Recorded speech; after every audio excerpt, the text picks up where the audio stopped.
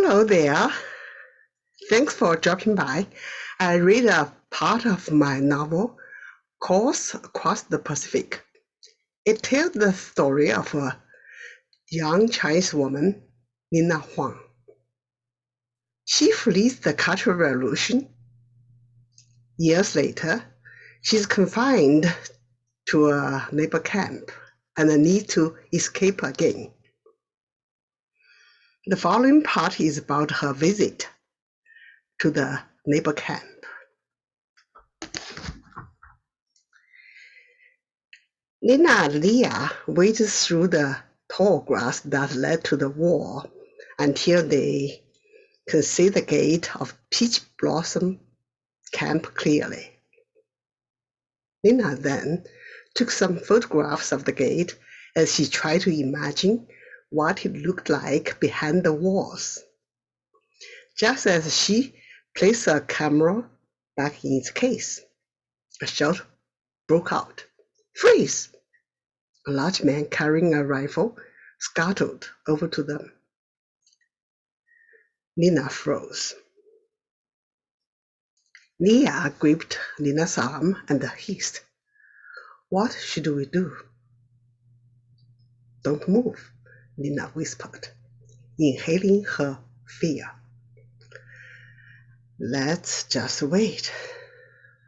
What is he going to do? Arrest us? Nina wondered. As the armed young guard approached them, he shouted again, "Give me your camera." He then thrust his hand in Nina's bag and grabbed it. Opening the camera, he pulled the film out and then handed the camera back to Nina. "Taking photo is forbidden." He looked over at the two shepherds and the tree nearby. He cupped his hands around his mouth and raised his voice. "What you doing there?" "We are hiding our sheep," the two voices answered in a long, drawn-out tone. "Don't loiter here. Get lost," the armed man hollered. "Okay," the young voices drifted away to the melody of Genghis Khan's two horses. "Show me your ID," the guard ordered them. Leah glanced at Nina and took out a letter-sized page, which stated who she was. The guard hung the straps of his rifle on his shoulder in order to hold the paper flat in the wind with his two hands. He looked at it. The stamp was of Pearl River University. The letter says, "You are traveling to view our motherland's mountains and rivers," the man said, his finger passing over the sentences. "But this place is not open for visiting." After he turned the letter to Leah, he stretched his hand to Nina. "Yours." Nina fished into her satchel, but pulled out nothing. "Sorry, I can't find mine." She felt lucky that he had left her American passport behind. It would have only caused more suspicion. "What's in your bag? Let's take a look," the guard said. He pulled Nina's bag open and rummaged inside. "Inside, there's only some provisions for our trip," Nina said meekly. "Follow me through the gate to meet the warden," the guard returned Nina's bag and patted his rifle. Leah hooked her arm into Nina's. "I'll go too." "You don't have to," the guard said.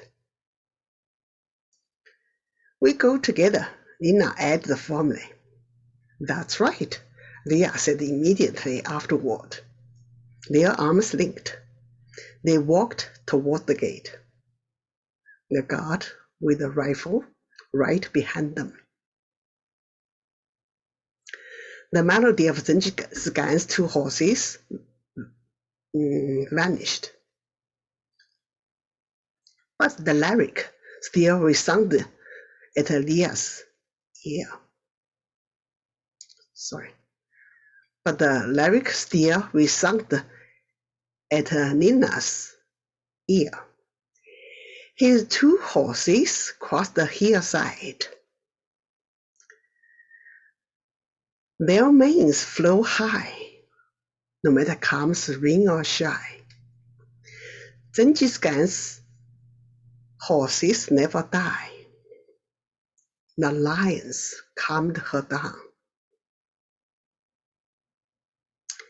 Nina thought she was ready for whatever might happen.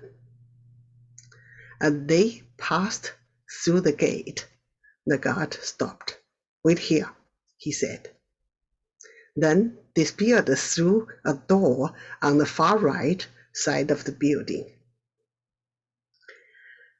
A few minutes later, the door opened. The guard came out and strode to his post at the gate. A middle-aged woman appeared, and her eyes quickly sized up Leah and Nina. "Come inside. I'm in charge here. Tell me what you are doing here." Nina had thought about explanation for her missing ID on the way to the gate. She stepped directly in front of Leah, and then, clasping her hands behind her, Nina wiggled her fingers slightly at Leah, who understood the hand signal and kept silent. "I'm from Guangzhou too," Nina said.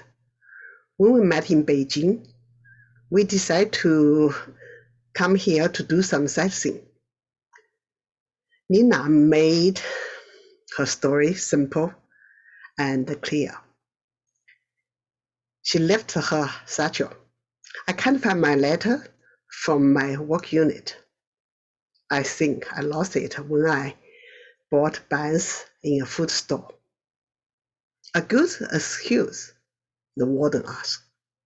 "Why are you taking photos of this place?" "I like everything I see here. It's different from my province. I just want to have some keepsakes for this trip."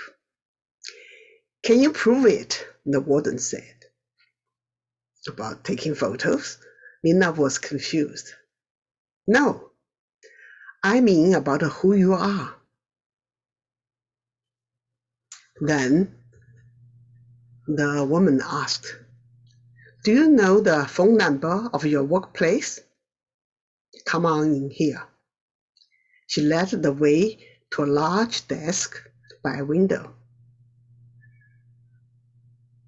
which is covered with heaps of newspapers. An aroma of milk tea floated in the air, which made Nina and Leah feel hungry. "You wait here. Something had to be done," said the warden, looking at Leah. "Can I take a look at your ID?" She took the letter from Leah and read it.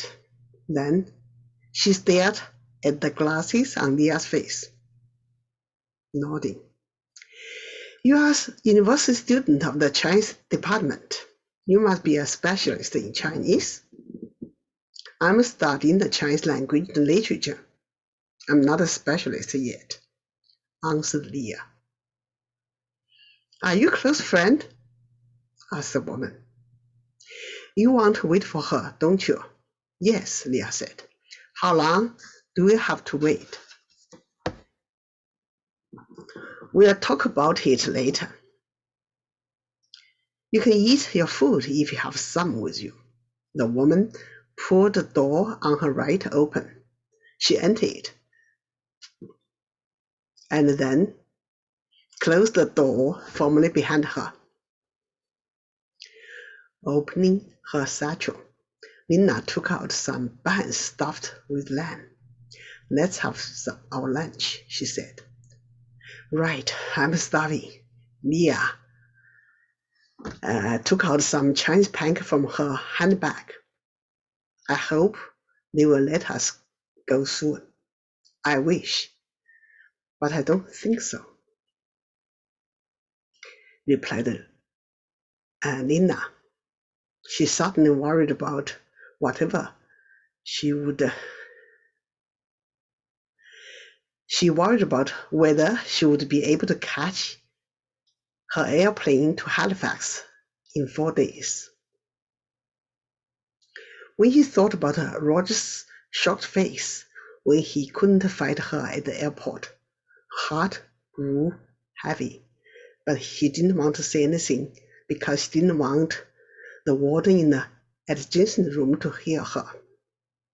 They ate, drank, and then sat back on a bench. Nina wondered about Warden. What she will to do to us?